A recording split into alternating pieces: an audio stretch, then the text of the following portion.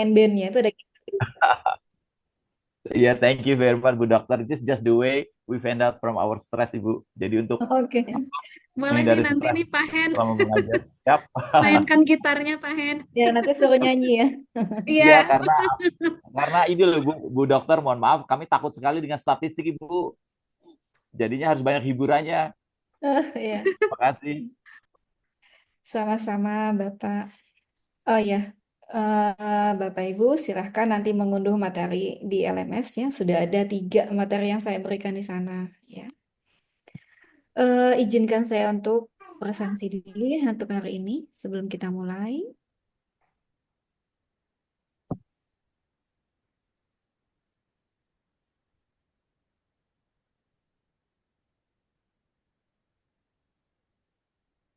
Ya, semuanya 19. Di sini berarti baru 1 orang belum masuk ya. Mana ini? Tapi di sini ada 5 yang sudah membuka LMS dan sudah terunduh dan sudah terisi presensinya. Di sini ada Bu Putri, ada Bu Uni, ada Bu Rahmawati, ada Bu Putri lagi, ada Bu Nurlina, ya, sama Bu Fitri Maulidia. Oke. Nah, selebihnya akan saya panggil ya. Ada Pak Arif. Oh iya, Pak Arif. Di awal tadi. Kayak Pak Liga, tadi ada ya Pak Liga ya. Hadir nih Bu. Oke. Ini mana nih?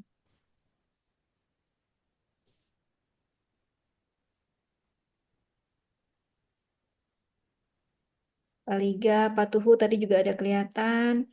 Ibu Sofiatul ada. Ibu Sofiatul belum ya? Belum Ibu terlihat. Sofi, Ibu Sofiatul, izin Ibu.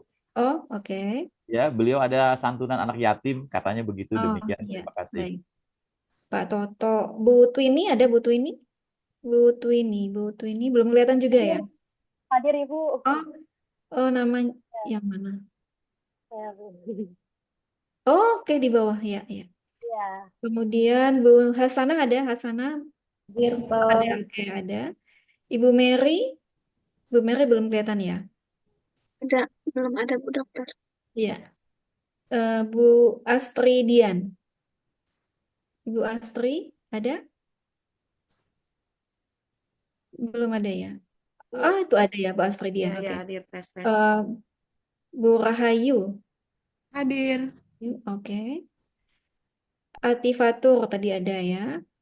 Ini siapa nih? Jahro, Ibu Jahro ada. Hadir, Ma'am. Oke. Bu Esther Suryani ada? Hadir, Bu. Oke. Hadir. Baik, terima kasih. Berarti yang nggak hadir hanya satu ya, Bu Mary ya? Ibu Sofiatul, Ibu. Hah? Bu Mary bukan? Dua Ibu orang, dua orang Bu. Ibu Oh, dua Sofiatul orang. satu Ibu ya. Ibu Iya, Sofiatul. betul. Bu Sofi Hmm, sama Bu Mary. oke. Oh, tapi karena Bu Sofi mungkin udah mengunduh materi dia. Ya. Baik, Bapak Ibu, hari ini kita akan melanjutkan materi yang kemarin ya. Bukannya melanjutkan, bahkan kemarin itu belum sempat masuk ke materi ya. Kalau di pertemuan pertama, Bapak Ibu silakan ada video pembelajaran di sana terkait dengan apa itu riset, apa itu data, ya.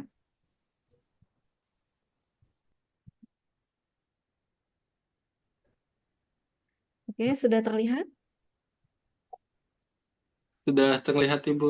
Sudah terlihat. Baik.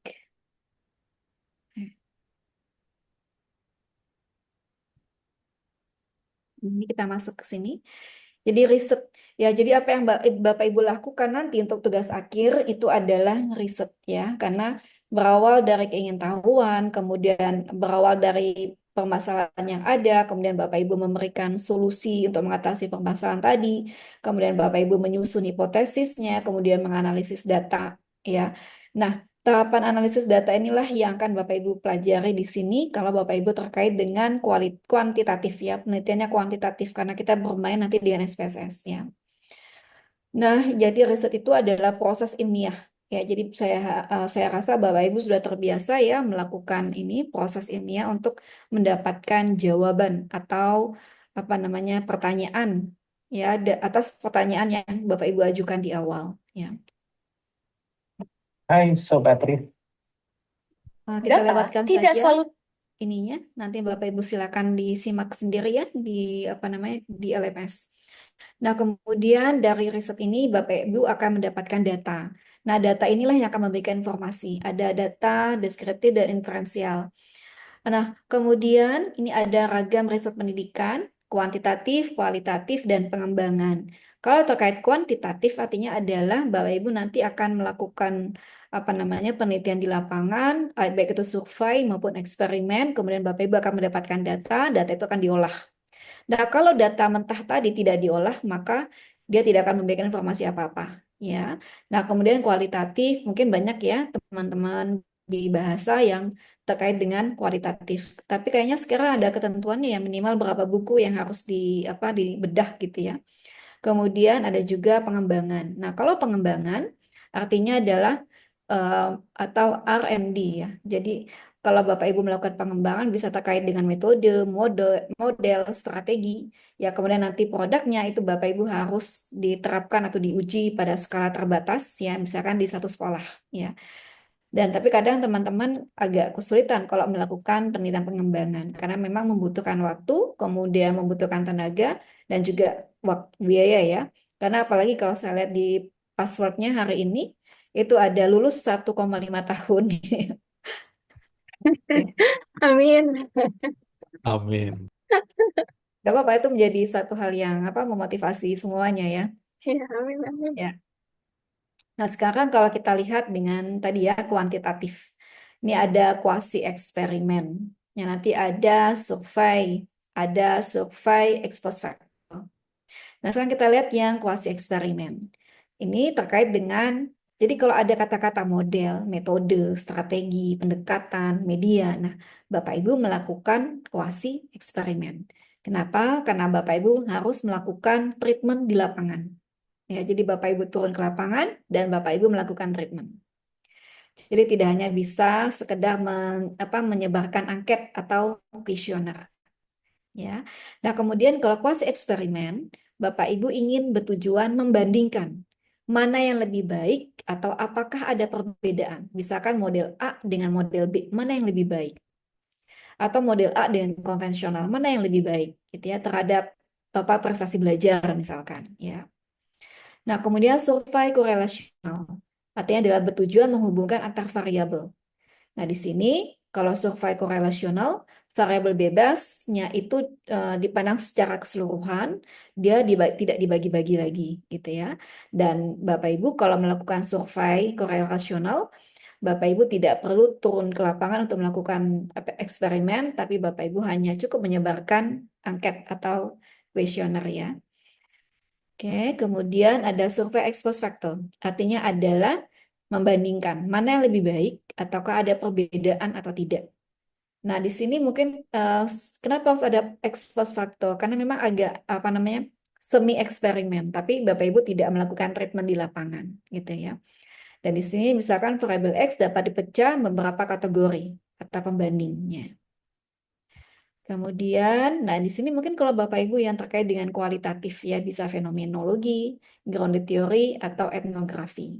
Ya, kalau fenomenologi penelitian mengumpulkan data berdasarkan observasi dari beberapa partisipannya untuk mengetahui bagaimana fenomena ya partisipan dalam pengalaman hidupnya. Kemudian grounded theory berdasarkan teori ya, tapi kemudian dari sudut pandang dari partisipan. Kemudian etnografi terkait dengan budaya ya. Dan biasanya kalau etnografi ini bisa melalui survei ataupun wawancara.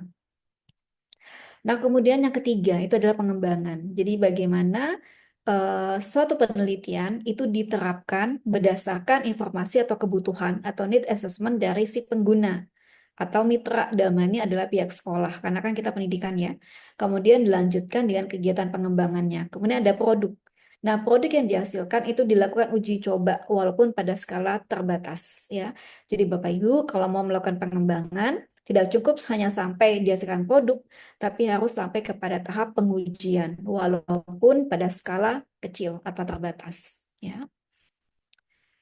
Nah, sekali lagi catatan ya Bapak Ibu, jadi untuk yang aplikasi, karena ini adalah aplikasi statistik ya, maka ini terkait dengan riset pendidikan kuantitatif.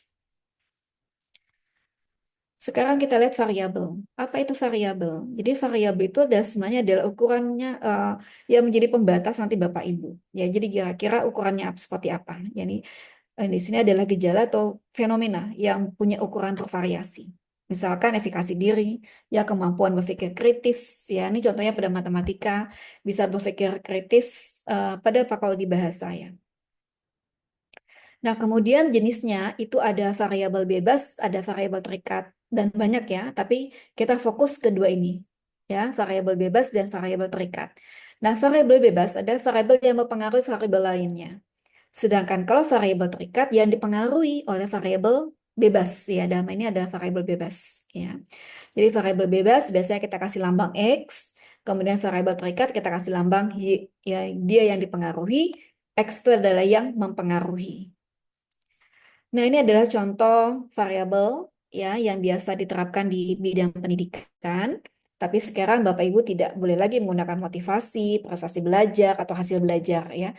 Saya rasa juga Prodi juga sudah menyampaikannya. Nah, kemudian juga fokusnya itu mungkin lebih kepada apa namanya keterampilan abad 21 ya. Kalau Bapak Ibu lihat di sini judul-judulnya komunikasi abad 21 bisa misal mulai dari critical thinking, kemudian kreatif, collaboration, kemudian apalagi communication ya itu. Ya, jadi bagaimana di sini variabel terkait dengan kognitif. Misalkan keterampilan pemahaman konsep apa gitu ya sesuai dengan bidang Bapak Ibu. Kemudian pemecahan masalah, kemampuan pemecahan masalah, kemampuan berpikir kreatif, berpikir kritis, reflektif, investigatif, logis dan seterusnya ya. Nah, ada juga sekarang mungkin teman-teman mahasiswa banyak ke arah bagaimana pemecahan kemampuan siswa dalam pemecahan soal HOTS ya ini. Oke. Nah, kalau yang afektif ini yang biasa digunakan untuk yang bidang pendidikan, ada kemandirian belajar, ya, self-esteem, efikasi, confident, dan seterusnya. Oke. Oke, kemudian sikap ilmiah, habits of mind, ya, disposisi. Nah, kalau sudah Bapak Ibu menentukan variabelnya, kemudian Bapak Ibu harus menentukan populasinya.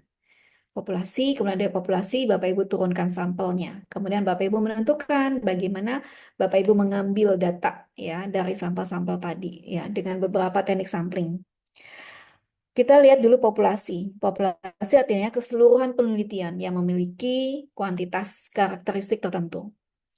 Nah, seperti sudah sampaikan di kelas yang kemarin ya, untuk yang pasca ini minimal populasinya adalah 500. Kemudian minimal 2 sekolah ya. Nah, kemudian data yang 500 tadi kan tidak mungkin Bapak Ibu mengambil seluruhnya. Nah, kemudian dari 500 tadi Bapak Ibu ambil sampel. Nah, itu adalah bagian dari populasi yang mewakili atau merepresentasikan dari populasinya. Nah, ada pertanyaan. Bu, bagaimana kalau sekolah saya 500, tapi 500 itu misalkan SMP ya, ada kelas 7, 8, 9, semuanya 500. Tetap kurang ya, harus ngambil ke sekolah lain. Minimal kan 2 sekolah. Apakah semua siswa itu dihitung? Kembali lagi tergantung dari variabel Bapak Ibu. Kalau misalkan variabelnya berpikir kritis ya pada kemampuan menulis atau kemampuan berkomunikasi bahasa Inggris misalkan. Mungkin pada level yang lebih tinggi ya di kelas 10. Berarti kan Bapak Ibu hanya bisa ngambil yang menjadikan populasi itu ada kelas 10. Jadi kelas berapa tadi ya? 7, 8, oh salah ya, kelas 9 misalkan. 7, 8-nya itu tidak masuk ke dalam populasi Bapak Ibu. Paham ya? Jadi di kelas 10 saja. Tapi kalau misalkan terkait dengan gaya belajar, motivasi, nah itu kan bisa di semua level kelas. Ya, kelas 7, 6, kelas 7, 8, 9 bisa. Jadi semua sampel yang ada di sekolah bisa digunakan sebagai populasinya. Semua sampel, semua siswa yang ada di sekolah bisa digunakan sebagai populasi. Ya, kemudian ditarik sampel ya yang merupakan bagian dari populasi yang mewakili. Tapi sekali lagi di sini tidak ada subjektivitas, tidak menentukan karena sifatnya adalah apa namanya random sampling. Ya, nanti berapa jumlah populasi sampel yang harus diambil dari populasi nanti akan ada penentuan rumusnya ya. Jadi tidak saya mau ngambilnya dari 500 saya mau 70 aja Bu. Ya tidak bisa. Ya, jadi ada rumusnya. Karena nanti pada saat sidang, pada saat apa namanya eh, ditanya pembimbing, Bapak Ibu bisa memberikan jawaban, ya, karena ada dasarnya. Nanti akan kita lihat ada beberapa cara pengambilan sampel, ya, jumlah sampel dari populasi. Kemudian unit sampling, ada satuan terkecil dari subjek penelitian. Ukuran sampel, kuantitas atau banyaknya unit sampling yang dianggap mewakili dari suatu penelitian. Kemudian teknik sampling, prosedur untuk menentukan atau mengambil unit sampling. Nah, Bapak Ibu sekali lagi, sampel itu adalah yang mewakili dari populasi. Tetapi sampel ini bisa random, bisa proporsi sampel ya. Jadi tergantung dari tujuan Bapak Ibu. Kalau misalkan penelitian Bapak Ibu terkait gender, maka ya sampelnya proportif, ya kan, hanya untuk yang gender perempuan misalkan, atau gender laki-laki, atau pada strata tertentu, ya. Tapi biasanya yang sudah ada, Bapak Ibu tidak melihat strata, tidak melihat latar belakang, tidak melihat budaya misalkan, tidak melihat gender, itu adalah yang random sampling, ya. Nah, di sini kemampuan, misalkan ini contoh ya, kemampuan kognitif yang dapat digunakan dalam riset pendidikan bahasa Inggris. Kemampuan berpikir kritis, ya, analitis, pemecahan masalah, kemampuan berpikir kreatif. Di sini silakan nanti Bapak Ibu baca ya. Ini juga bisa digunakan untuk yang kognitifnya, kemampuan komparatif, metakognitif, ya, evaluasi, kemampuan sintesis, ya, jadi menggabungkan beberapa teori konsep dari pendidikan bahasa, linguistik, dan menghasilkan pendekatan atau model pembelajaran yang lebih baik, ya. Jadi silakan nanti kalau Bapak Ibu tertarik dengan ingin melakukan penelitian kuantitatif, nanti makanya Bapak Ibu banyak-banyak membaca ya. Kemudian juga sering berkunjung ke perpustakaan. Nah, sekarang kita lihat sampling. Jadi tadi ya, sampling itu adalah metode pengambilan sampel dari suatu populasi. Yang namanya populasi keseluruhan dari objek yang akan diteliti. Sedangkan sampel yang mewakili ya dari populasi yang ada. Jadi kalau Bapak Ibu lihat gambar di sini, ini adalah populasi, di sini ada perempuan warna putih, laki-laki warna putih, kemudian ada yang biru, ada yang merah. Nah, di populasi ini maka diambil yang mewakili populasi tadi, ya, sampelnya. Ini ada apa namanya, perempuan putih yang mewakili golongan perempuan putih. Di sini ada laki-laki ya putih, kemudian ada yang merah, ada yang putih, ada yang biru. Ya, oke. Kemudian, nah ini jadi sampling tadi bagian dari populasi yang dianggap mewakili, yang dipilih dari populasi terjangkau, ya, baik secara acak, probability ataupun non probability. Ya tadi ya, kalau yang non probability berarti tergantung dari tujuan Bapak Ibu. Ini misalkan Bapak Ibu sudah ada 550 siswa, tapi di sini membutuhkan 3 sekolah, berarti untuk memenuhi sampel yang minimal 500. Ada sekolah SMP X, SMP Y, dan SMP Z. Nah, dari 550, maka Bapak Ibu kan harus mengambil sampel. Ya, tadi kan 550 itu adalah populasinya. Di populasi 550, Bapak Ibu harus mengambil sampelnya. Berapa jumlah sampel yang harus Bapak Ibu ambil dari 550 siswa ini? Nah, di sini dia diambilnya adalah 232. 232 apa? Berdasarkan rumus Slovin atau Taro-Yamani ya pada alfa 5%. Oke, ini. Ini ya salah satu rumus yang bisa Bapak Ibu gunakan dalam mengambil jumlah sampel dari populasi. Ini penentuannya, ini ada rumusnya, ini ada rumus Taro-Yamani. Jadi Bapak Ibu tinggal masukkan ke dalam rumus. Kemudian Bapak Ibu akan peroleh 231,6. Nah, 231,6 kan nggak mungkin ya, namanya juga siswa, namanya juga manusia. Masa sih koma-koma? Maka dibulatkan menjadi 232. Ya. Nah, kemudian ada juga yang kedua adalah adjustment. Artinya di sini berdasarkan ahli, salah satunya adalah Ari Kunto 2019. Nah, kalau menurut Ari Kunto, kalau populasi kita ada 100, itu maka semuanya dapat digunakan sebagai sampel. Ya, jadi populasi 100, maka itu juga sama dengan sampel. Tapi kalau lebih dari 100, maka bisa ditarik sampelnya. Ya. Di sini misalkan diambil 10-15% atau 20-25%. Ya. Nah, biasanya yang Bapak Ibu, teman-teman mahasiswa yang sudah itu menggunakan rumus ini, Ari Kunto 2019. Kenapa? Paling mudah, Bu. Udah tinggal diambil 15%. Jadi 550 dikali 15%. Gitu ya. Tapi nanti tergantung keinginan Bapak Ibu mau seperti apa. Ya. Jadi kalau populasinya dari 550, kalau dia menggunakan aturan Jasman ini, salah satunya adalah Arikunto, maka yang 550 dikali 15%. Ya, berapa hasilnya? Oke. Nah, kemudian bisa juga menggunakan formula Isaac dan Michael. Nah, tetapi di sini ada rumus lagi ya. Nah, ini biasanya mahasiswa menghindari ini. Ah, Bu, susah. Nggak usah deh, gitu ya. Karena nanti setelah diperoleh angka, maka Bapak Ibu harus melihat di tabel C kuadrat. Kemudian, di sini juga bisa menggunakan tabel Crissy dan Morgan, ya pada alfa 5%. Kalau ini tidak ada perhitungan, tinggal Bapak Ibu gunakan tabel. Nah, di sini contohnya ada yang tadi ya 550. Kita lihat di sini, ya ini 550. Ini ada kelihatannya Bapak Ibu ya. Kemudian dari 550 berdasarkan tabel ini, maka kita mengambil sampelnya adalah sebanyak 226. Oke. Jadi berbeda ya, berbeda dengan Arikunto tadi atau Jasmine tadi, berbeda dengan yang apa namanya Taro Yamane atau Slovin. Ya. Jadi nanti silakan Bapak Ibu mau menggunakan yang mana. Ya.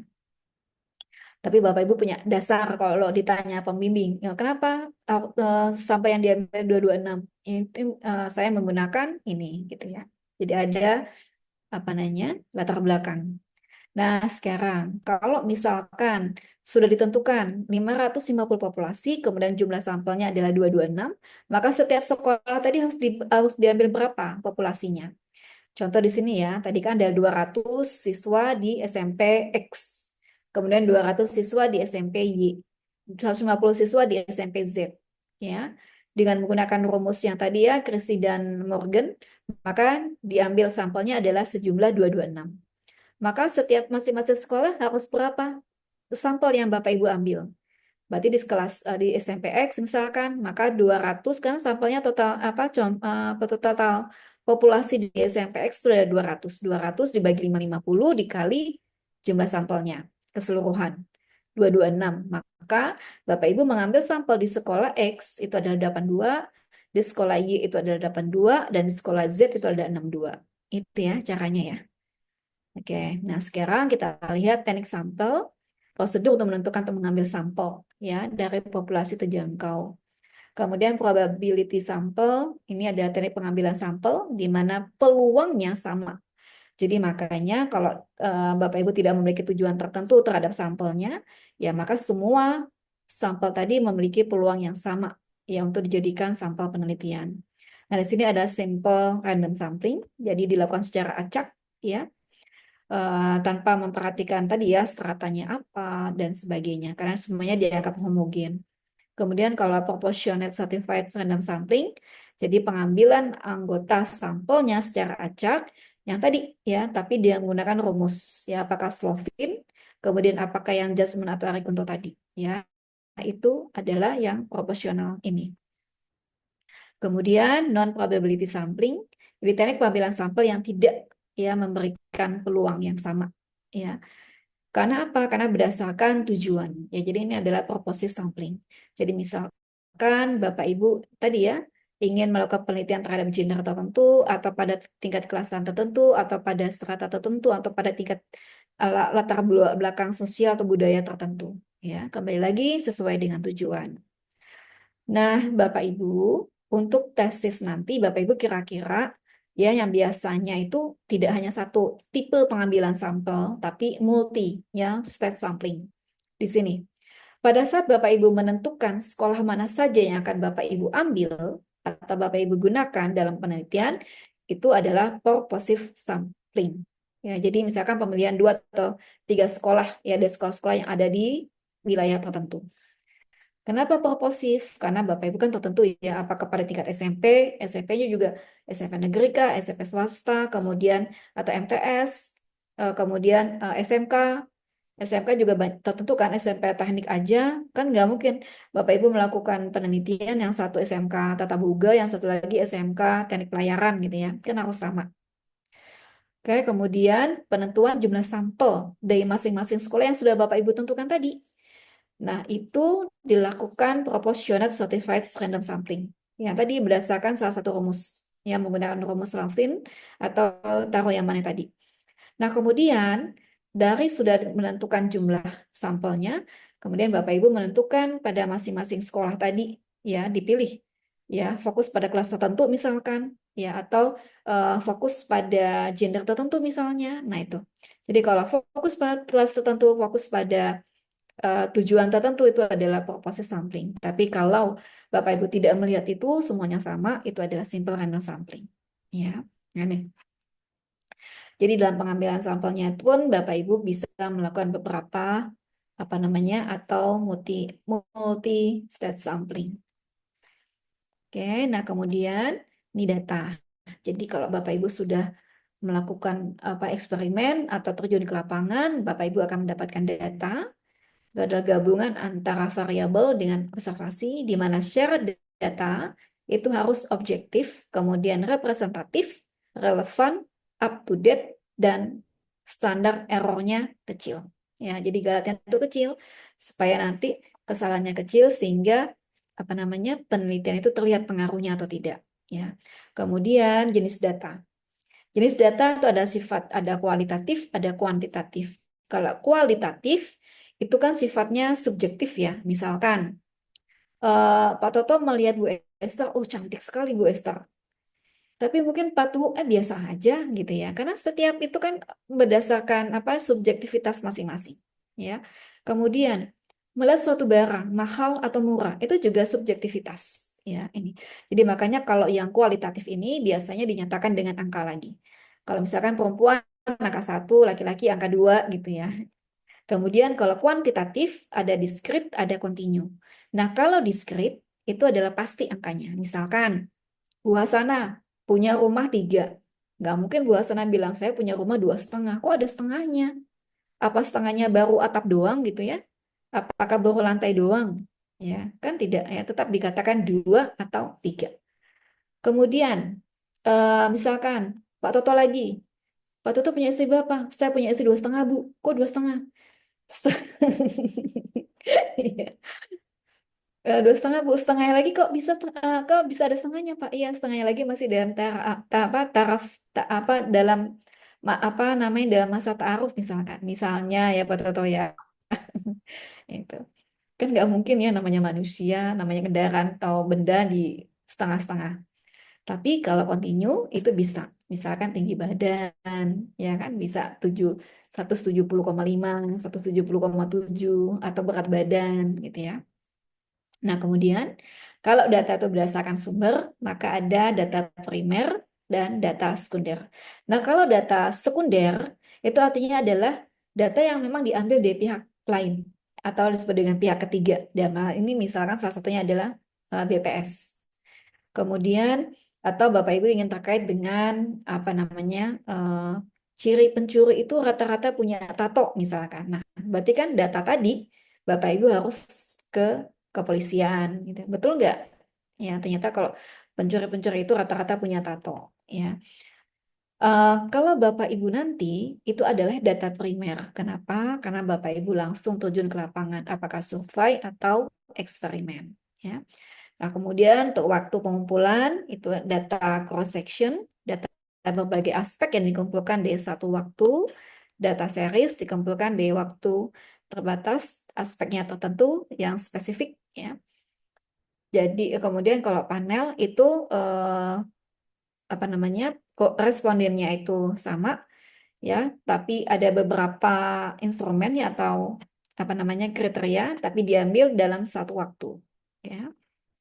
Nah, kemudian ini pengumpulan data ya tadi ya terkait dengan aktivitas ilmiah atau riset. Harus diperhatikan data seperti apa yang nanti akan Bapak Ibu perlukan. Apakah kuantitatif ataukah kualitatif? Dari mana sumbernya? Apakah cukup hanya data sekunder ataukah perlu data primer? Kemudian bagaimana cara memperoleh data tadi? Ya, itu ada metodenya. Apakah menggunakan kuesioner atau angket? Nah, itu ada instrumennya. Kemudian harus ingat kalau ini terkait dengan sekolahan, terkait dengan siswa, tentu saja Bapak Ibu menyebarkan angket atau kuesioner itu di sekolah, ya bukan di mall atau di pasar gitu ya. Kemudian ada metode interview, wawancara, itu ada pedoman wawancaranya, observasi, ada panduan observasinya. Nah, kemudian kalau terkait dengan catatan resmi, dokumen dan seterusnya ini biasanya untuk menarik kebijakan itu berarti ada metodenya, ada studi dokumen. Kemudian kalau eksperimen Ya, maka ada panduan eksperimennya, metode yang harus diterapkan di dalam pelaksanaan penelitiannya. Itu ya, Bapak Ibu. Oke, terima kasih. Gimana? Layar saya udah kering.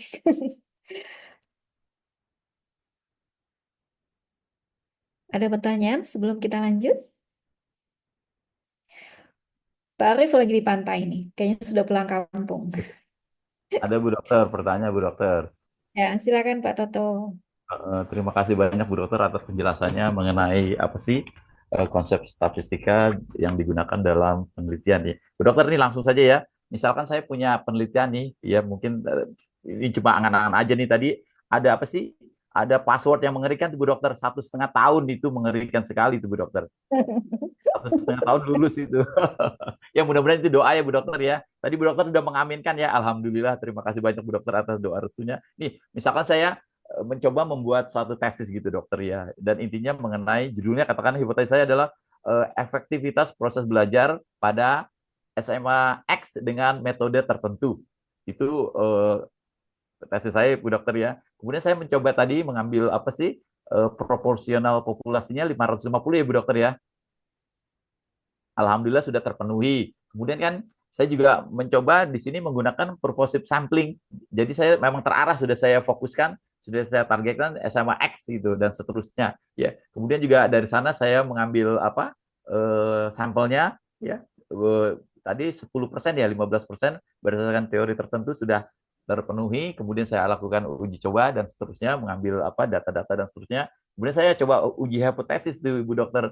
Ternyata memang hipotesisnya itu diterima ya Bu Dokter ya. Jadi memang efektivitas ya proses belajar di SMA X dengan metode ini ternyata memang diterima ya dengan catatan tertentu dan seterusnya. Nah, yang saya ingin saya sampaikan begini Bu Dokter.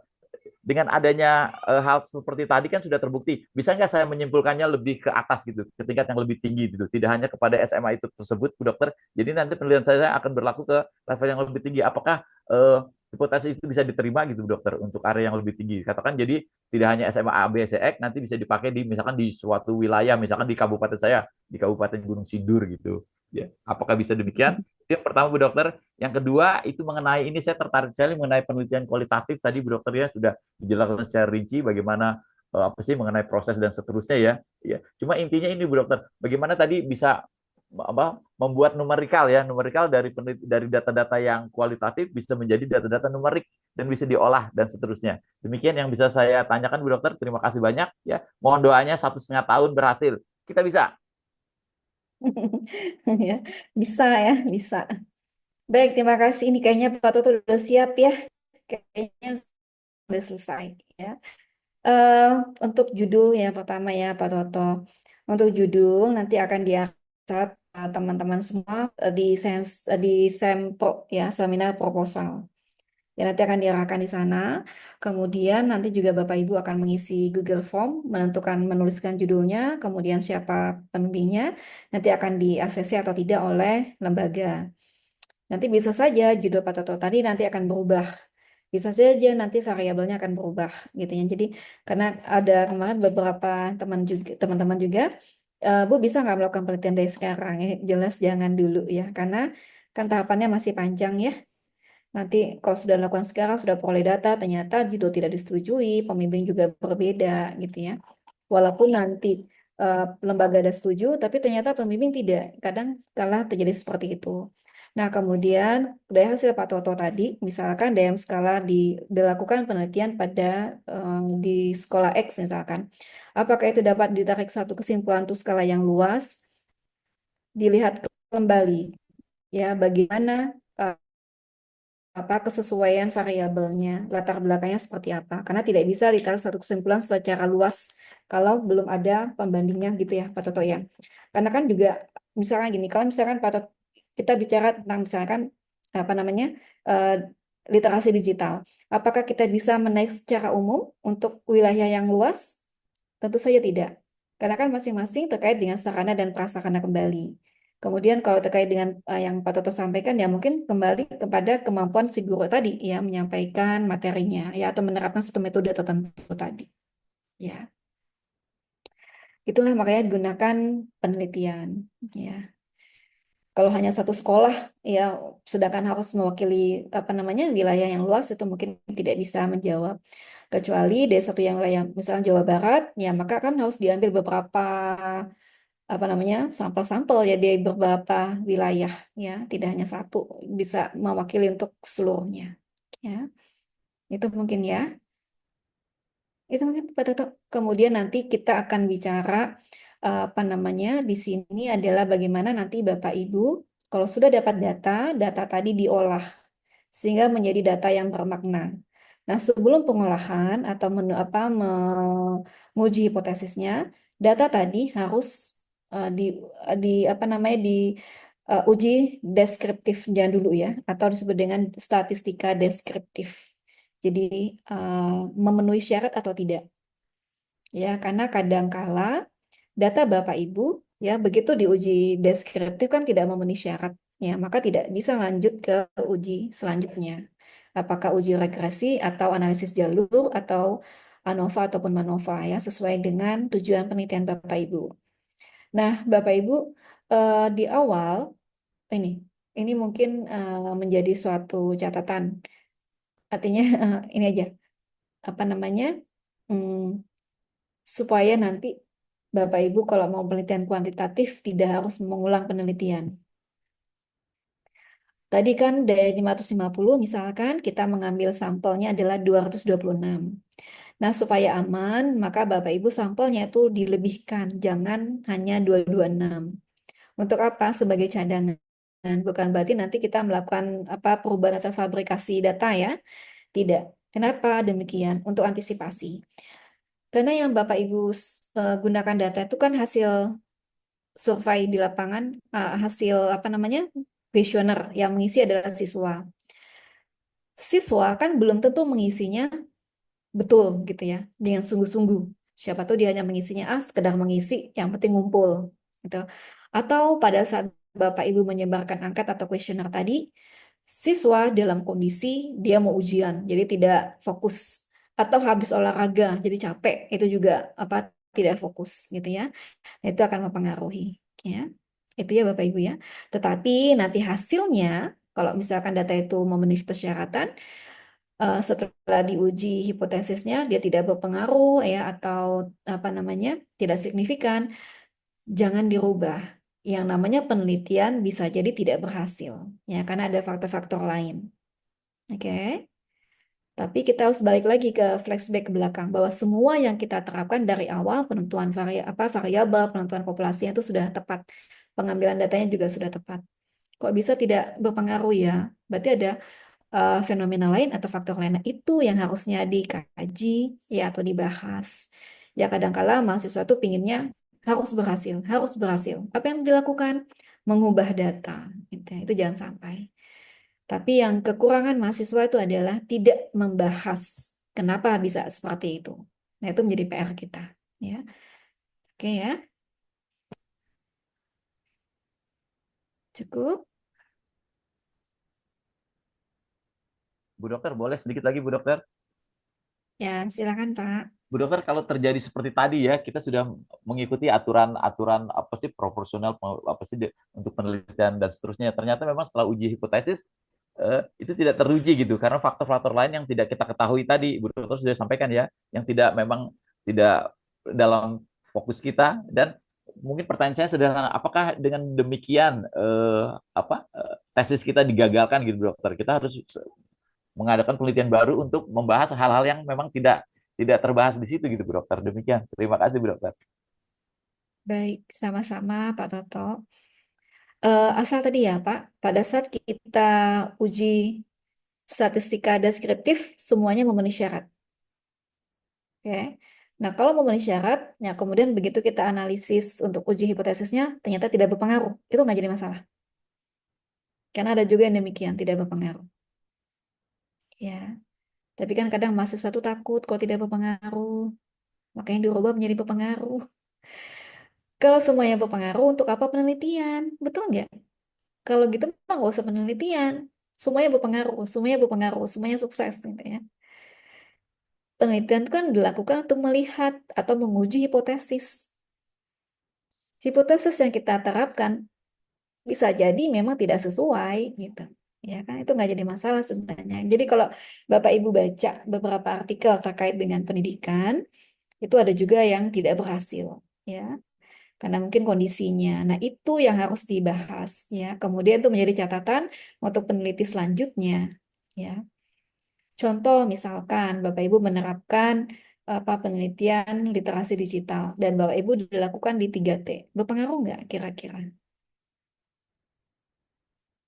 Pasti tidak akan berpengaruh kan? Ya, itu menjadi catatan. Oke. Paham ya Bapak Ibu ya? Kira-kira yang ada di dalam gambarannya, oh Bu, saya mau penelitian kualitatif, tidak kuantitatif, silakan. Ya, silakan saja. Tapi kan ini salah satu mata kuliah yang Bapak Ibu harus lewati, ya. Oke, sebenarnya juga nanti kan Bapak Ibu akan menguji menggunakan SPSS. Nah, kadangkala data di awal pada saat Bapak Ibu melakukan uji statistika deskriptif itu tidak memenuhi syarat. Maka bisa jadi ya pada saat Bapak Ibu menginput data itu ada yang keselip atau yang kelewat, rata-rata seperti itu. Berarti kan harus diulang lagi ya pada saat Bapak Ibu masuk ke datanya ke dalam Excel. Makanya pada saat Bapak Ibu mengisi atau menginput data, jangan sambil ngegosip, jangan sambil nonton drakor ya, itu biar aman. Jadi nggak ada data yang terlewat. Ya. Apalagi datanya banyak ya, lumayan dicek satu-satu. Ya, betul. Oke ya, tetap semangat ya, lulus 1,5 tahun. Putri itu Bu, Bu Dokter itu Putri itu. Oh ya, baik. Kita lanjutkan dikit lagi ya.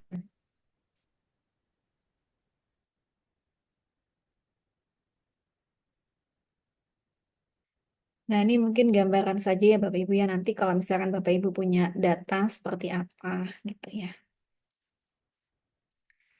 Nah, ini kita review pengantar statistik ya. Jadi pengolahan informasi statistik mempunyai sejarah tentang peradaban manusia. Jadi sebenarnya adalah statistika ini sudah yang namanya angka-angka itu sudah dimulai dari zaman bahula gitu ya. Jadi bagaimana mereka mengumpulkan data ya, mendapatkan informasi deskriptif ya mengenai pajak, perang, hasil pertanian, bahkan pertandingan atletik ya. Nah, kemudian berkembanglah ya karena kebutuhan ya dari mulai manual, kemudian pakai dulu ada namanya aplikasi SAS ya SAS. Itu masih pakai ini logaritma itu. Kita masukin satu angka satu itu menunjukkan apa, angka nol itu apa gitu ya. Nah sekarang sudah ada yang lebih canggih lagi ya. Nah, mengapa diperlukan statistika? Karena pengukuran dalam pendidikan berarti ada menilai evaluasi, melakukan salah satunya dalam melakukan evaluasi ya, penilaian evaluasi. Nah, salah satu sarana dan prasarana dalam penelitian pendidikan itu untuk menghasilkan skripsi dan tesis ini menjadi suatu kewajiban Bapak Ibu ya. Kemudian ini juga diperlukan pengolahan data dan menginterpretasikannya. Jadi nanti dari data mentah yang Bapak Ibu peroleh, kemudian Bapak Ibu lakukan analisis statistikanya, kemudian dilakukan interpretasi data. Karena tadi ya, kalau hanya sekedar data saja, maka tidak akan memberikan makna apapun. Ya. Nah ini, jadi harus ada makna di dalam angka tadi. Ini konsepnya statistika sebagai ilmu penunjang disebut dengan statistika. Statistika sebagai data pengamatan itu wujudnya adalah angka. Statistika sebagai atribut kuantitatif dari sampel. Nah tadi Pak Toto juga menanyakan bagaimana kalau yang kualitatif ya kayak apa baik sekali baik itu kan ada angkanya ya misalkan baik 1, baik sekali 2 dan seterusnya itu nanti bisa dimasukkan ke dalam statistik ya. Artinya ada konversi data ya, konversi angka. Nah, ini adalah statistika, kegiatan mengumpulkan data, menyusun data, menyajikan data, menganalisisnya, dan yang paling penting adalah kemampuan nanti Bapak Ibu menginterpretasikan hasil analisis. Ya. Jadi nanti hasil SPSS nanti akan keluar ya hasilnya. Nah, itu bagaimana Bapak Ibu menarik kesimpulan dari sana. Jadi kan nanti ada angka-angkanya juga ya hasil SPSS-nya. Nah, data statistika deskriptif itu adalah berkenaan dengan pengumpulan, pengolahan, penyajian, ya, Tapi di sini memberikan informasi tanpa mengambil kesimpulan. Seperti yang kemarin ya, contohnya adalah data dari BPS. Sedangkan inferensi artinya adalah data yang dikumpulkan, kemudian dilakukan analisis dengan berbagai macam metode statistika, ya, kemudian ditarik satu kesimpulan atau dapat diambil atau diinterpretasikan. Ya, itu adalah statistika inferensi atau inferensial. Jadi nanti Bapak Ibu tidak hanya berhenti di statistika deskriptif, tapi lanjut ke statistika inferensial ini. Ya. Karena kalau hanya berhenti di statistika deskriptif, maka tidak akan ada makna apapun di sana dan kita tidak bisa menarik kesimpulan apapun. Ya. Jadi di sini metode ilmiah, jadi karena Bapak Ibu melakukan riset, jadi Bapak Ibu melakukan tahapan kegiatan ilmiah. Oke, kemudian, nah di sini juga tadi ya ada kualitatif, kuantitatif, ya. Saya rasa bisa dilewatkan ini ya, apa itu nominal, ordinal, ya. Nah ini juga parameter tadi ya.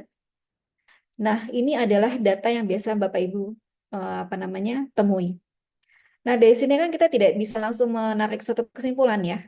Apa yang bisa kita tarik kesimpulannya? Nggak bisa, yes, karena data ini masih data penyajian deskriptif, ya. Nah, kemudian ini juga, ya. Nah, akhirnya ini penyajian data itu bisa Bapak Ibu lakukan dalam bentuk grafik, ya. Grafik juga macam-macam ya, atau dalam bentuk tabel. Grafik ada grafik batang, grafik garis, lingkaran atau pie, interaksi, ya. Tergantung dari kebutuhan, ya, seperti ini. Oke.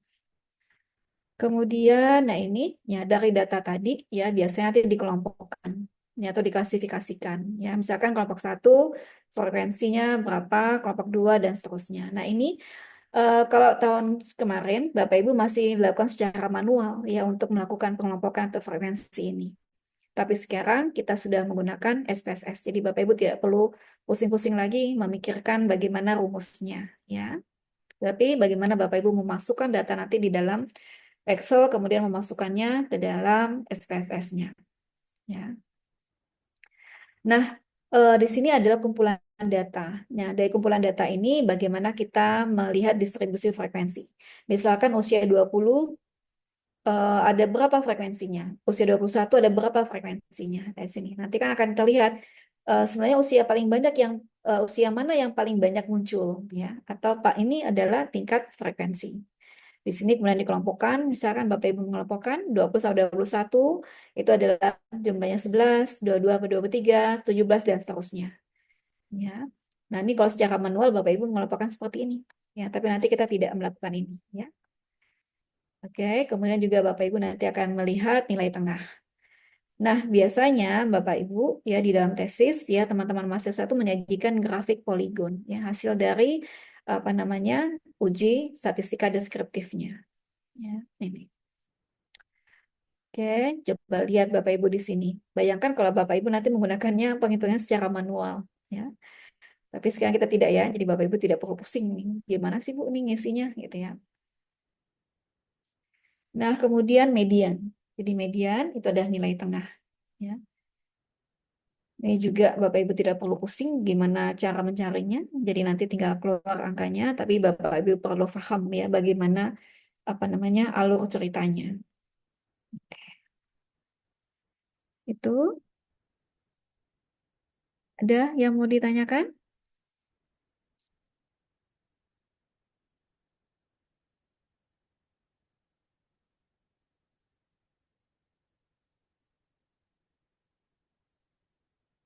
Ini konsep ya, kita lewatkan saja ini. Nah, ini tadi kita sudah bicara data ya Bapak Ibu ya, dan sudah bicara bagaimana caranya Bapak Ibu mengambil data. Nah, data yang Bapak Ibu peroleh itu harus dapat dipertanggungjawabkan. Artinya data tadi harus valid, kemudian harus reliable, dan harus objektif. Maka tadi ya, tidak ada unsur subjektivitas di sana. Oh, itu keponakan saya, atau dia cantik ya, gitu. Ya, tidak ada di sana. Nah, kemudian di sini skala pengukuran data, tadi ada nominal ya, makanya kalau gender itu bisa pria 1 atau wanita 2. Ya. Kemudian ordinal, skala pengukurannya tidak hanya mengkategorikan variabel ke dalam kelompok, tapi juga melakukan ranking atau pengurutan. Ya. Kemudian ini skala interval, makanya ada intervalnya. Misalkan intervalnya berapa? Kita inginnya interval 10, maka 1 sampai 10, kemudian 11 sampai 20 dan seterusnya. Ya. Kemudian ini skala rasio, skala pengukuran yang tidak hanya mengkategorikan, tapi melakukan ranking pengurutan variabel ke dalam beberapa kelompok. Ya. Nah, ini penyajian data riset ya. Jadi bisa kalau misalkan Bapak Ibu mau tadi ya tabel ya, bisa tabel tunggal, tabel yang saling berhubungan atau saling ada distribusi frekuensi di sana yang contohnya tadi ya. Kemudian kalau grafik ada grafik batang, garis ya, pencar, ya ada poligon dan sebagainya ya. Dan yang terakhir tuh biasanya grafik histogram dan poligon itu yang biasanya Bapak Ibu sajikan di dalam tesisnya ya. Nah, ini statistika digunakan untuk pengolahan data secara umum. Itu ada statistika deskriptif, ya. Jadi data yang diperoleh itu akan dilakukan analisis statistika deskriptif terlebih dahulu untuk melihat apakah dia memenuhi syarat atau tidak. Kemudian lanjut ke uji hipotesis, ya. Nah, kemudian ini juga tergantung dari tujuan atau penelitian Bapak Ibu. Jadi apakah dia regresi ya? Tapi di sini kan tidak lagi regresi tunggal ya Bapak Ibu ya, karena kan minimal 2 variabel. Ya, jadi kita menggunakan regresi ganda. Jadi untuk memprediksi nilai variabel dependen ya, berdasarkan 2 atau lebih variabel independennya. Kemudian nanti akan ada hasil analisis regresinya. Nah, Bapak Ibu, saya harapkan setelah mata kuliah ini, kalau misalkan Bapak Ibu tetap tertarik untuk melakukan penelitian kuantitatif, maka PPT-PPT-nya jangan langsung dihilangin ya. Karena nanti misalkan bagaimana menyusun hipotesis, ya kalau dia regresi, bagaimana menaik kesimpulan kalau dia regresi. Nanti akan ada susunannya akan berbeda kalau kita menyusun untuk hipotesis atau tujuan atau menarik kesimpulan untuk analisis jalur atau ANOVA atau MANOVA ya. Kemudian yang ini analisis jalur digunakan untuk menganalisis hubungan sebab akibat apabila variabel-variabel tadi saling berkorelasi, jadi berhubungan. Jadi Bapak Ibu harus perhatikan kalau variabel Bapak Ibu saling berhubungan, itu biasanya adalah analisis jalur. Tapi kalau tidak saling berhubungan, biasanya digunakan adalah analisis regresi. Ya, itu teorinya. Tapi kalau nanti analisis seperti apa dikembalikan lagi kepada pembimbing Bapak Ibu. Ya, tapi nanti bagaimana menyusun hipotesisnya dan seterusnya itu Bapak Ibu harus perhatikan. Ya. Nah, kemudian ini ada ANOVA 2 arah. Jadi artinya adalah atau two-way analysis ya. Nah, di sini ya karena Bapak Ibu sudah pada tingkat level tesis, maka minimal 2 variabel. Dan di dalam 2 variabel ini nanti akan ada turunannya lagi. Ya, misalkan metode A, metode B gitu ya, atau model A, model B. Jadi atau kita kena 2 kali 2 gitu ya. Nah, ini. Kemudian kalau MANOVA, ini kita mungkin masih MANOVA 1 arah. Jadi apa? Dia menganalisis pengaruh ya satu variabel terikatnya terhadap 2 variabel satu variabel bebasnya terhadap 2 variabel terikat. Ya, jadi ada satu variabel X dengan 2 variabel Y-nya. Jadi X terhadap Y1 dan Y2. Ya. Itu untuk yang MANOVA. Ya. Nah, tadi kita sudah bicara, tadi ada akuasi eksperimen, ya kemudian ada survei, dan seterusnya. Ya, nanti mungkin setelah Lebaran kita akan perdalam masing-masing ini. Ya, saya rasa cukupkan dulu materinya supaya Bapak Ibu tidak lebih banyak bingungnya dibandingkan pahamnya. Oke, Oke, Bapak Ibu, eh, sudah tergambar ya kira-kira nanti apa yang akan Bapak Ibu hadapi dalam minggu-minggu ke depan ya. Kita akan melakukan analisis deskriptif dulu, nanti akan ada data mentah yang diberikan, kemudian Bapak Ibu bagaimana mengolahnya. Data deskriptif ya terkait dengan tadi ya kata-kata, median, modus ya, kemudian standar errornya atau galatnya ya. Kemudian kalau dia sudah standar devia deskriptif, maka kita maju ke untuk pengujian. Uji persyarat sebelum masuk ke uji hipotesisnya. Ya. Oke, bisa diikuti ya. Iya, bisa Bu Dokter. Oh ya, insya Allah tidak sulit ya. Baik. Ada yang mau didiskusikan atau ada yang mau ditambahkan? Terlalu cepat Boleh ya Pak ya? Dokter. Boleh Bu Dokter, sedikit Bu Dokter. Terima kasih. Oke, silakan Pak Toto. Tadi Bu Dokter sebenarnya setelah dijelaskan tentang mean, modus, median, dan seterusnya, jujur saja Bu Dokter, ini pengalaman saya agak trauma juga Bu Dokter. Waktu itu mohon maaf, penelitian saya macet karena hitungan-hitungan ini Bu Dokter, dengan Chi kuadrat, kemudian ada juga statistik inferensial ya Bu Dokter ya, kalau tidak salah ya. Ya, tapi dengan penjelasan Bu Dokter ini saya jadi jatuh cinta tuh Bu Dokter. Jatuh cinta dengan statistik karena ada tadi program namanya SPSS ya Bu Dokter ya. Saya Ya. coba googling ya, ternyata SPSS itu Statistical Package for Social Sciences. This is kind of a software program gitu. Nah pertanyaan saya, kalau udah pakai SPSS ini ampuh banget nggak Bu Dokter gitu? Kita tinggal tidur aja gitu biar ngitung sendiri buat kita gitu. Ya, kira-kira begitu dokter. Makanya saya jatuh cinta sekarang Bu Dokter sama statistik ini. Ya. Kemudian ada program lain dokter, ada seperti tadi Bu Dokter bilang, ada SAS ya, Statistical Analysis System. Kemudian ada GMP ya, Joint Multivariate Platform. Ada lagi R itu. Itu macam-macam dari platform apa software Banyak. buat SPS itu apa buat statistik ya. Iya, terima kasih Bu Dokter atas apa pencerahan ini. Jadi saya semakin 1,5 tahun saya kurangin lagi deh jadi 2 tahun. Tambah lagi Bu Dokter ya. Jadi nambah itu. Putri itu Bu Dokter. Demikian Bu Dokter, terima kasih. Mohon maaf sebelumnya. Terima kasih Bu Dokter. Mohon komennya. Ya, baik. Sama-sama. Terima kasih ya, Pak Toto. Iya, sekarang tuh banyak sekali software terkait dengan terkait dengan statistik. Jadi Bapak Ibu tidak perlu lagi menghitung secara manual. Kalau manual bayangkan banyak sekali nanti rumus-rumusnya. Tapi nanti akan diperlihatkan ya rumus-rumusnya. Jadi kalau walaupun nanti Bapak Ibu tidak perlu mencoba ya rumusnya manual tadi. Tapi yang penting Bapak Ibu tahu, oh ini rumusnya seperti ini gitu ya. Nanti akan kita perlihatkan. Nah, terkait dengan aplikasi, memang benar ya Pak Toto ya, banyak sekali. Di zaman saya itu ada SAS dulu itu. Tapi kalau SAS kan tidak seperti sekarang ya, bisa pakai apa MS Word. Dulu kan pakai DOS dulu ya, zamannya DOS ya. Jadi itu satu-satu, makanya ada untuk yang ini angka 1, untuk yang ini angka 2 gitu-gitu. Jadi memang agak ribet gitu ya. Sekarang lebih sederhana. Kemudian juga setiap apa namanya bidang seperti pertanian ya, IRI itu juga sudah dia punya softwarenya sendiri untuk analisis statistiknya ya.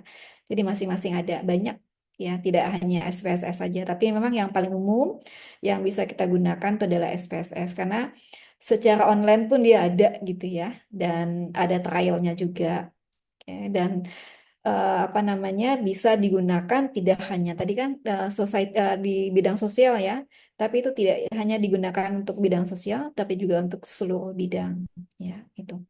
Nah kemudian apakah nanti kalau ada SPSS kita langsung blok masukin kita langsung tidur gitu ya? Maunya sih seperti itu ya. Langsung kita relax gitu ya. Tetapi harus diingat Bapak Ibu, namanya juga alat ya. Jadi itu kan hanya membantu. Jadi Bapak Ibu nanti memasukkan datanya, kemudian Bapak Ibu menentukan ya, mau analisis seperti apa. Nanti ada Bapak Ibu ada yang Bapak Ibu harus klik ini, klik itu, klik ini ya supaya keluar. Nah, pada saat mengklik-kliknya ini atau memilihnya itu jangan sampai salah gitu. Nah, kemudian yang terakhir adalah setelah data itu keluar, hasil analisisnya keluar, kan banyak tuh data yang dikeluarkan oleh si SPSS. Ada tabel-tabelnya. Nah, sekarang bagaimana? Kan si SPSS kan tidak akan ngomong, oh ini hasilnya seperti ini seperti itu kan tidak. Ya. Tapi kita yang harus menginterpretasikan ya tabel-tabel yang hasil output SPSS-nya tadi. Ya. Itu kali ya Pak Toto ya. Nah, di sinilah kita belajar bagaimana kita menginterpretasikan hasil output output dari SPSS-nya. Ya.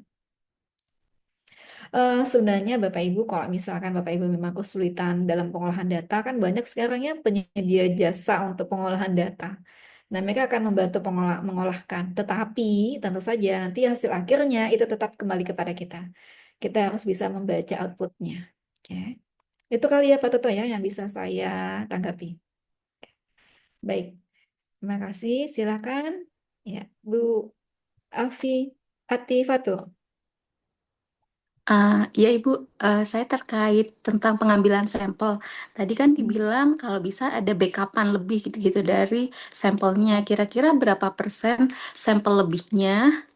Itu yang saya pengen tahu. Dan yang kedua, untuk yang SPSS ini kira-kira akan dimulai di pertemuan berapa ya Bu? Biar kami siap dengan aplikasi tersebut.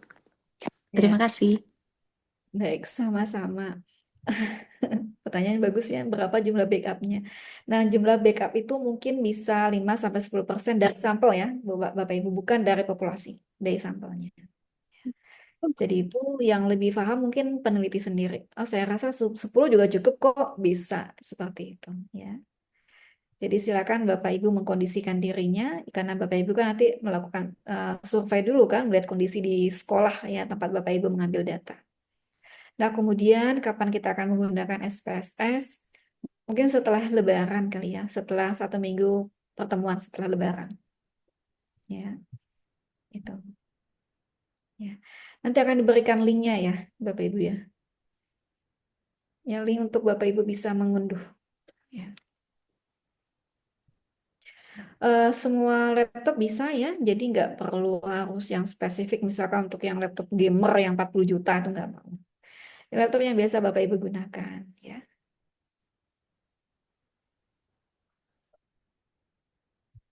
Oke, ada lagi? Ada lagi yang ingin ditanyakan? Oh ya, silakan Bu Nurlina. Assalamualaikum warahmatullahi wabarakatuh, Bu Dokter. Masih terkait dengan populasi ya. Misalkan kita kan tadi 550 populasi. Ya. Bolehkah saya mengambil misalkan dari 3 sekolah? Yang satu kebetulan di sekolah saya sendiri swasta, dan 2 lagi saya ngambil dari negeri. Sama-sama SMA. Ataukah boleh dicampur misalkan karena sama-sama pendidikan atas, SMA dengan SMK. Bolehkah seperti itu? Itu saja mungkin. Terima kasih, Bu. Baik, terima kasih Bu Nur. Untuk sampel itu harus 1 tingkat. Tadi kan karena purposive sampling ya. Jadi Baik. artinya kalau tingkatan SMP semua, kalau swasta semua, negeri, Baik. negeri semua. Ya. Baik. Kalau SMK, maka SMK juga dilihat apakah SMK Tata Boga misalkan, nah, maka Tata Boga semua, gitu ya. Apakah SMK apa namanya kelautan, kelautan semua, gitu ya. Kalau Baik. SMA juga demikian, ya Bu ya. Jadi jangan dicampur. Ya, karena mungkin pendekatan mereka di dalam proses pembelajaran itu akan berpengaruh nanti terhadap hasil Bapak Ibu. Ya, Terima kasih, Bu. sama-sama. Jadi artinya dari sini adalah mengurangi error tadi ya. Baik. Oke, ada lagi Bapak Ibu? Tapi nanti kita latihannya nggak sampai ratusan data ya, nggak sampai. Mungkin hanya 40 paling banyak ya, 20 mungkin ya. Tenang aja, jadi Bapak Ibu nanti memasukkannya nggak banyak-banyak. Oke. Gimana?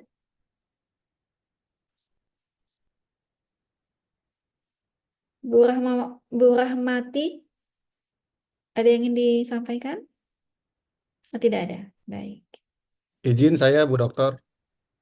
Oh ya, Pak Arif Purnama. Silakan Pak. Izin bertanya. Pantai aman ya Pak, di pantai aman ya. Enggak, ini background virtual aja. Oh iya. Izin bertanya dan mau arahan Bu Dokter terkait dengan sampel. Adakah ketentuan atau hal-hal yang perlu kami perhatikan? Misalkan contohnya topik kita adalah peningkatan literasi misalkan. Nah, kemudian untuk mengambil sampelnya, kita apakah secara fisiologis kita dipengaruhi oleh hal-hal misalkan, oh ini sekolah bagus, oh ini sekolah secara secara apa namanya asumsi masyarakat ya, pendapat masyarakat, oh ini kurang bagus. Nah itu adakah pengaruh-pengaruh itu? Ataukah misalkan, oh kita milih sekolahnya yang sekolah-sekolah favorit gitu ya, berdasarkan asumsi masyarakat.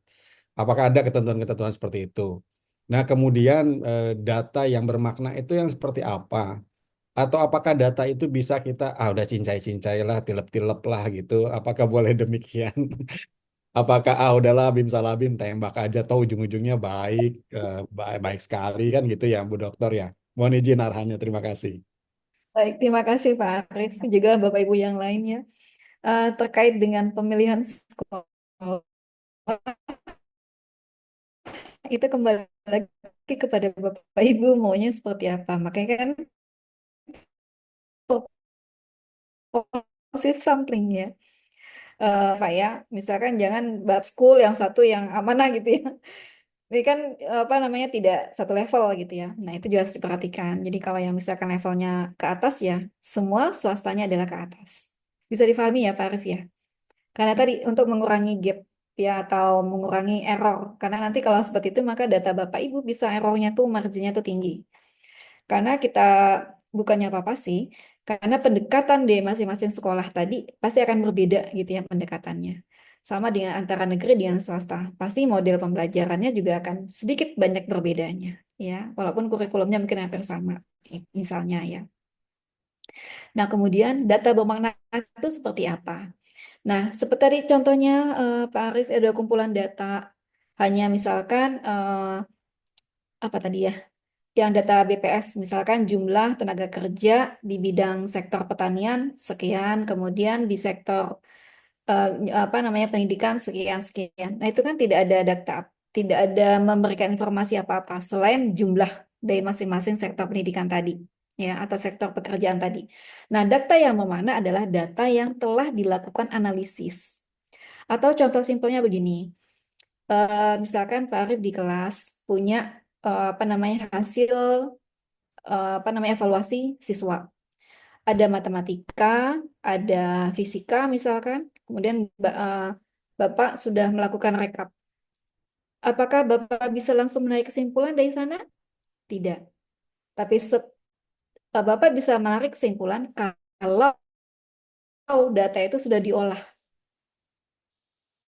Ya kan? Paham ya Pak? Halo? Ya Bu, paham Bu. Iya. Gitu kali ya Pak. Mungkin Jadi siap. data itu dikatakan bermakna kalau dia sudah diolah, kemudian kita bisa menarik kesimpulan dari sana. Atau sudah melalui yang disebut dengan statistika inferensial. Tapi kalau masih berupa data deskriptif, nah itu kita belum bisa menarik kesimpulan apa-apa. Ya. Nanti mungkin akan contoh realnya nanti setelah Bapak melakukan analisa-analisa ke depan. Ya, baik. Ada lagi? Izin bertanya, Dok. Siap.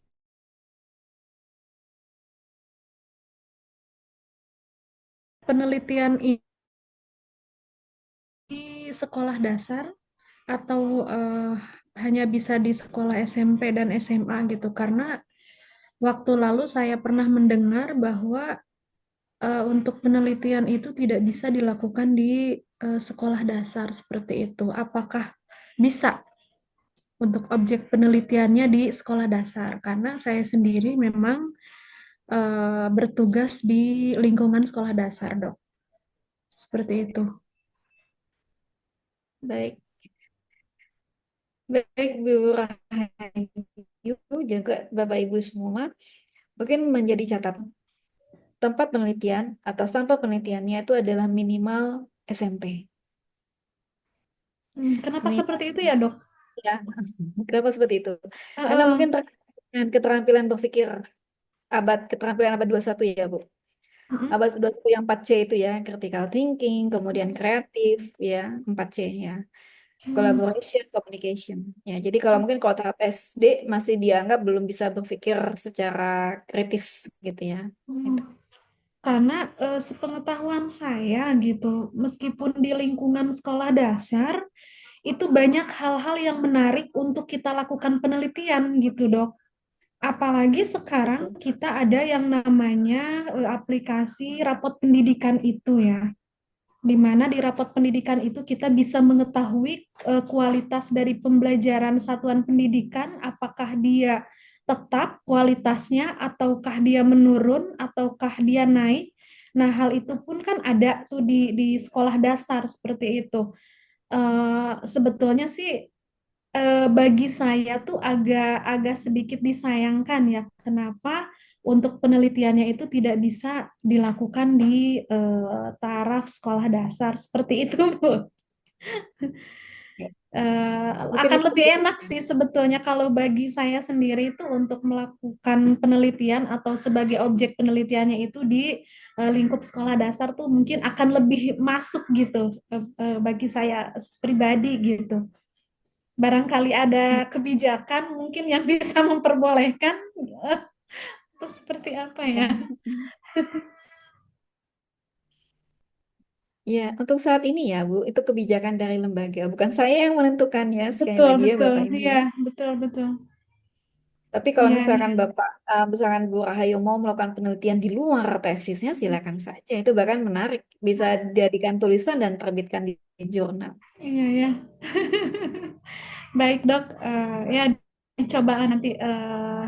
Lihat saja nanti. Ya, Terima kasih banyak, Dok. sama-sama. Itu ya Bapak Ibu ya. Jadi minimal memang di SMP dan itu bukan saya yang menentukan, tapi lembaga yang menentukan. Karena ada beberapa juga bimbingan yang awalnya di SD ya, terpaksa harus berpindah ke SMP. Daripada nanti Bapak Ibu tetap kekeh pingin ke SD, tapi ujungnya nanti harus dirubah gitu ya. Dari sekarang maka kita mulai apa namanya berpikir untuk ke level minimal SMP. Iya, Dok. Ya, mohon maaf ya Bu Rahayu Iya, ya, iya. mungkin ada perubahan kebijakan untuk Iya, ke depan. betul. Padahal kita di sekolah dasar juga banyak hal yang apa namanya menantang gitu untuk kita teliti gitu. Gitu. Tapi kalau memang misalkan kurang memungkinkan atau memang tidak memungkinkan dilakukan di sekolah dasar sebagai objeknya ya kita ya hanya bisa mengikuti mungkin ya. Meskipun saya jadi penasaran. Jadi penasaran tadi Ibu bisa mulai menyusun metode penelitiannya. Baik, oh ya Bu Hasanah, silahkan. Ya dok,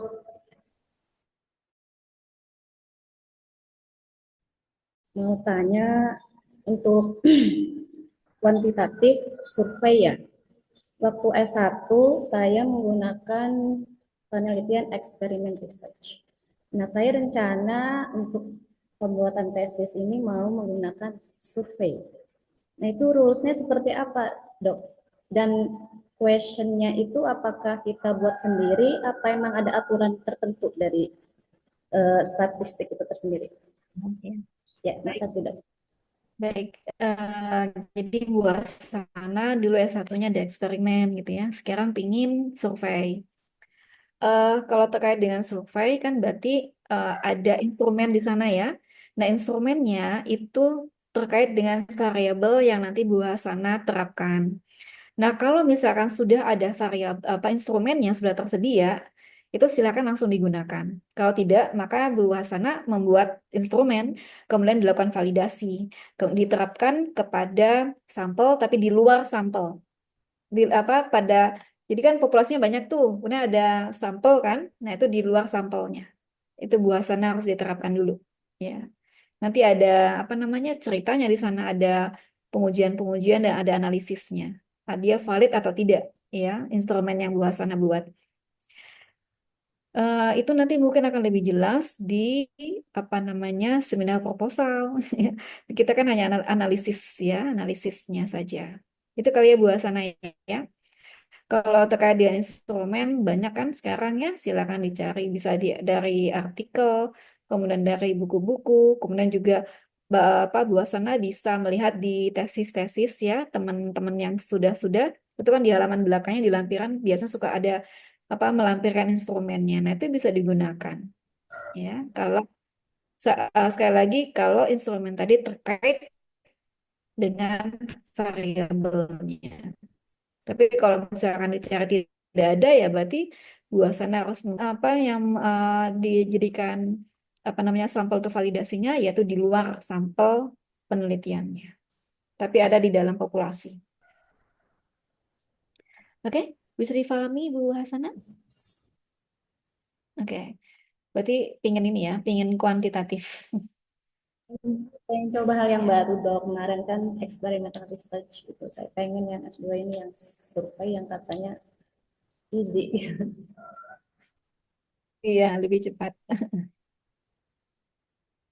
Oke, Bapak Ibu ada lagi? Tapi Bapak Ibu, kalau misalkan begini kan ada yang nanya, Bu, yang paling mudah yang mana sih Bu? Yang paling gampang yang mana? Saya tidak bisa menjawab ya Bapak Ibu yang paling gampang yang mana. Itu tergantung lagi kepada Bapak Ibu. Bapak Ibu struggle atau tidak gitu ya. Jadi kadang, oh ya survei, cepat. Tapi ternyata banyak juga yang lama. Kenapa? Karena begitu dapat data, didiamkan datanya, nggak diapa-apain, nggak langsung masuk, nggak langsung diolah, kemudian datanya langsung di apa namanya dibahas ya bab 4 dan seterusnya. Yaitu. Jadi nanti Bapak Ibu juga begitu.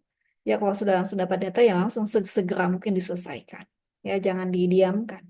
Ya. Jadi masalah cepat atau tidak, mudah atau tidak kembali lagi kepada Bapak Ibu ya sebagai pelakunya atau sebagai penelitinya. Ya. Oke. Ada lagi?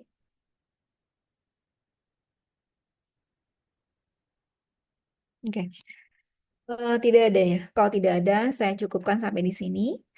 Untuk yang mudik, selamat mudik, selamat berkumpul dengan keluarganya, selamat di perjalanan. Terima kasih. Ini untuk ibu-ibu mungkin lagi sibuk buat menyiapkan kue lebaran ya, kemudian baju lebaran ya, silakan berburu. Untuk yang Berburu. merayakan Idul Fitri ya silakan. Kirim-kirim ya dok ya. Selamat merayakan Idul Fitri. Mohon maaf lahir dan batin. Kenapa? Mohon maaf lahir dan batin. Kenapa Pak Mohon Toto? maaf lahir batin. Oh Mohon iya, maaf. sama-sama. Ya. Oke, Bapak Ibu, terima kasih untuk kebersamaannya pada hari ini. Sehat, sukses, dan jangan lupa bahagia para pejuang tesis. Amin ya Allah. Assalamualaikum warahmatullahi Ya wabarakatuh. Rabbal Alamin. Terima kasih dok. Kita bersama dulu, Bu Dokter. Ya, Kita foto saya bersama dulu. Pak Ketua, Siap. kita foto bersama foto dulu. bersama. Oke, silahkan. Oke, temukan senyum terbaiknya. Dibantu Pak Wawiono. Sebentar. Oke. Bu dokter, mohon maaf. Ada yang absen, ada yang titip absen, Bu dokter, mohon maaf. Ibu Sofiatu tidak bisa hadir karena ada santunan. Oh, sudah diisikan, Pak.